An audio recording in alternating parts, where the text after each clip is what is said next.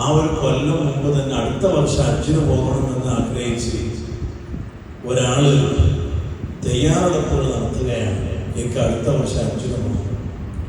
പിന്നെ അയാളുടെ സ്വഭാവത്തിലൊക്കെ മാറ്റം വന്നു. പള്ളിയിൽ ജമാഅത്തിന് കറക്റ്റ് ഉണ്ടാവും. മാത്രമല്ല നല്ല വേദികളിലൊക്കെ അയാളുണ്ടാവും. അയാളുടെ സ്വഭാവത്തിൽ, രഹസ്യത്തിലും പരസ്യത്തിലും ഒക്കെ വലിയ മാറ്റം ഉണ്ടാവും. കാരണം അത് അയാളുടെ മനസ്സിൽ സ്വാധീനിച്ചു കഴിഞ്ഞു. ഞാൻ ഹജ്ജിന് പോവുകയാണ്, ഈ ഒരു ചിന്ത അയാളെ വല്ലാതെ സ്വാധീനിച്ചു.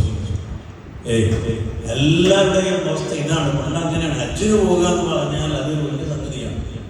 ആദ്യമായി ഞാൻ ഹാജിമാരോട് ഓർമ്മപ്പെടുത്തുന്നത്, ഹജ്ജ് എന്ന് പറഞ്ഞാൽ കഠിനാധ്വാനം ചെയ്യാനുള്ള ഒരു സംഗതിയാണ്.